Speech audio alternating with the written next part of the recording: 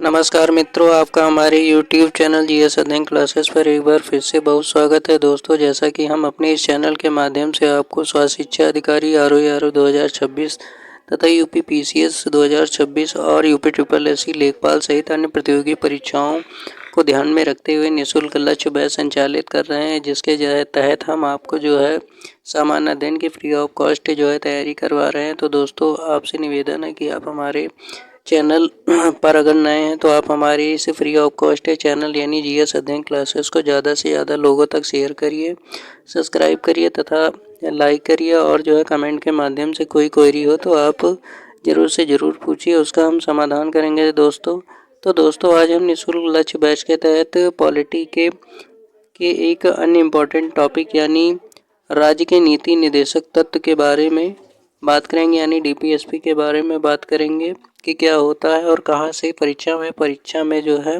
किस फैक्ट के द्वारा आपके क्वेश्चन किस तरह से बन सकते हैं, उन सभी बिंदुओं पर एक एक करके चर्चा करेंगे। तो दोस्तों, वीडियो में देर न करते हुए देख लेते हैं कि राज्य के नीति निदेशक तत्व, जो कि परीक्षा के लिए अत्यंत ही महत्वपूर्ण टॉपिक है। यहाँ से आपको परीक्षा में सवाल देखने को मिलेंगे। तो आप वीडियो को अंत तक ज़रूर देखिए और बाकी ज़्यादा से ज़्यादा लोगों को इस वीडियो को शेयर करिए और जोड़िए इससे। आज का टॉपिक क्या है? राज्य के नीति निदेशक तत्व।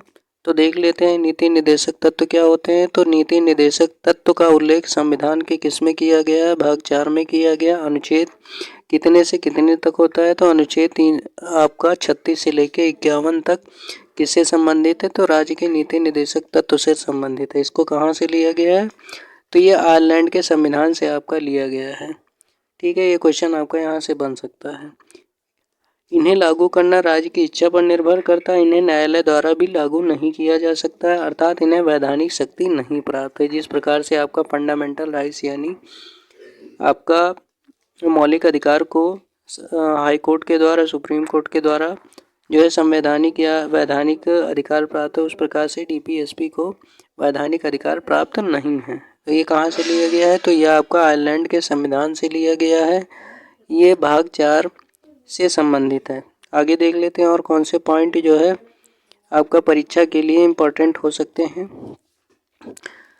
अब इसमें बात कर लेते हैं अनुच्छेद 38 के तहत क्या कहा गया है। तो अनुच्छेद 38 के तहत यह व्यवस्था है कि राज्य लोक कल्याण की अभिवृद्धि के लिए सामाजिक व्यवस्था बनाएगा। यानी राज्य का क्या कर्तव्य होगा कि वो अनुच्छेद 38 के तहत राज्य के कल्याण के लिए क्या करेगा? अभिवृद्धि के लिए सामाजिक व्यवस्था बनाएगा। फिर अनुच्छेद 39A के तहत क्या कहा गया है? तो 39 यानी 39A के तहत सामान्य न्याय और निःशुल्क विधिक सहायता की व्यवस्था की गई है। तो जो अंडरलाइन है उसको आप अच्छे से पढ़ लीजिएगा।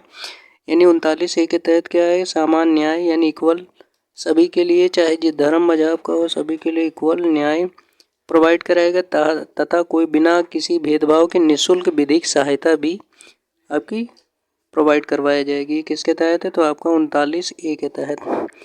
फिर 40 अनुच्छेद में क्या कहा गया है? अनुच्छेद 40 के तहत ग्राम पंचायतों के गठन का प्रावधान किया गया है। यानी ग्राम पंचायत यानी पंचायती राज व्यवस्था के तहत ग्राम पंचायतों का गठन किसके तहत किया गया है? तो अनुच्छेद 40 के तहत। तो दोस्तों, देखा जाए तो आप ये अनुच्छेद जरूर पढ़िएगा। अनुच्छेद से बनने वाले टॉपिक कौन कौन से हो सकते हैं उन पर डिस्कस हम किए ले रहे हैं। यहाँ एक एक फैक्ट को आप अच्छे से बार बार वीडियो चलाकर देखिएगा, आपको अच्छे से समझ में आता चला जाएगा। अब देख लेते हैं अनुच्छेद 41 के तहत क्या किया गया है। तो अनुच्छेद 41 के तहत कुछ दशाओं में काम, शिक्षा तथा लोक सहायता के अधिकार का प्रावधान आपका 41 के अंतर्गत किया गया है। आगे बढ़ते हैं, देख लेते हैं कि आपका अनुच्छेद 42 में क्या किया गया और 43 और 43A में क्या किया गया है। तो आपका 42 के तहत क्या है कि काम की न्याय संगत और मनोचित दशाओं तथा प्रसूति सहायता का उपबंध आपका 42 अनुच्छेद के तहत किया गया है। यानी प्रसूति सहायता, ये इम्पोर्टेंट है, यहाँ से भी आपका क्वेश्चन बन सकता है। इसके अलावा 43 के तहत क्या किया गया है? तो 43 के तहत कर्मकारों के निर्वाह मजदूरी आदि का प्रावधान, यानी क्या है कि जो कारीगर हैं उनकी मजदूरी का प्रावधान किसके अंतर्गत किया गया है, तो 43 के अंतर्गत किया गया है।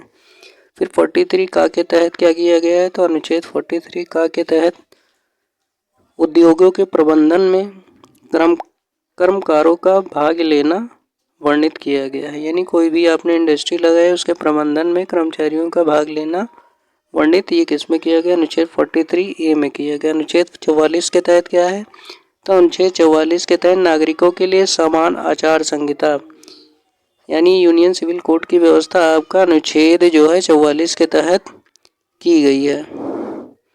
अब देख लेते हैं अनुच्छेद 45 के तहत क्या किया, आपका प्रावधान क्या किया गया है, तो अनुच्छेद 45 के तहत आपका 6 वर्ष से कम आयु के बच्चों के लिए प्रारंभिक बाल्यावस्था की देखरेख और शिक्षा को उपबंध किया गया। यानी 6 वर्ष से कम आयु के बच्चों के लिए प्रारंभिक बाल्यावस्था की देखरेख और शिक्षा को उपबंध आपका किया गया 45 के तहत। इसके अंतर्गत 46वें में क्या किया गया, तो अनुच्छेद 46 के तहत अनुसूचित जाति, अनुसूचित जनजाति तथा अन्य दुर्बल वर्गों के शिक्षा और अर्थ संबंधी हितों की अभिवृद्धि का वर्णन किसमें किया गया है, तो आपका अनुच्छेद 46 के अंतर्गत किया गया है।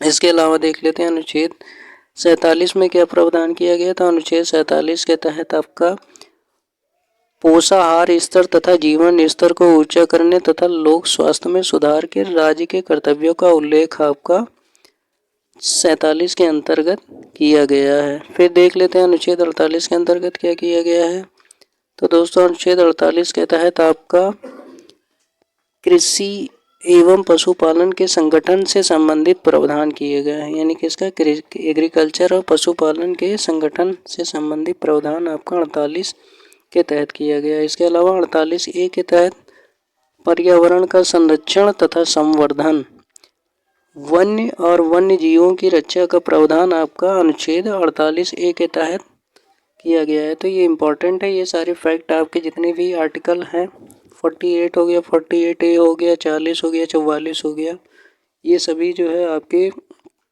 DPSP के तहत इम्पोर्टेंट है। यहाँ से एग्जाम में क्वेश्चन आपको बिल्कुल देखने को मिलते हैं, तो आप इसको अनदेखा ना करिए। इन सारे क्वेश्चन यानी फैक्ट को, टू दी पॉइंट फैक्ट को बार बार रिमाइंड करिए, इससे आपके जो है क्वेश्चन ज़्यादा सही होने की संभावना आपकी बनी रहेगी। इसके अलावा देख लेते हैं 49 के तहत क्या है, तो अनुच्छेद 49 के तहत राष्ट्रीय महत्व के स्मारक हो गए, स्थान हो गए, वस्तुओं के संरक्षण का प्रावधान आपका अनुच्छेद 49 के तहत किया गया। इसके अलावा देख लेते हैं कि अनुच्छेद 50 के तहत क्या है, तो अनुच्छेद 50 के तहत कार्यपालिका हो गई, न्यायपालिका हो गई का पृथक्करण करने का प्रावधान आपका किसके तहत किया गया, यानी कार्यपालिका और न्यायपालिका को अलग करने का प्रावधान आपका आर्टिकल 50 के तहत दिया गया है। अब देख लेते हैं अनुच्छेद 51 के तहत क्या है, तो अनुच्छेद 51 में अंतर्राष्ट्रीय शांति सुरक्षा हो गई तथा अभिवृद्धि संबंधी प्रावधान आपका जो है आर्टिकल 51 में किया गया है। तो दोस्तों इस प्रकार से आज की क्लास में हमने जो है DPSP से संबंधित जितने भी महत्वपूर्ण फैक्ट बन सकते थे उनको जो है कवर करने का प्रयास किया है दोस्तों। तो दोस्तों अगर आपको हमारा ये वीडियो पसंद आ रहा हो तो आप हमारे चैनल GS अध्ययन क्लासेस को ज़्यादा से ज़्यादा लोगों तक शेयर करिए, लाइक करिए, सब्सक्राइब करिए तथा कमेंट करिए। फिर मिलते हैं दोस्तों फिर से एक नए वीडियो में, तब तक के लिए धन्यवाद।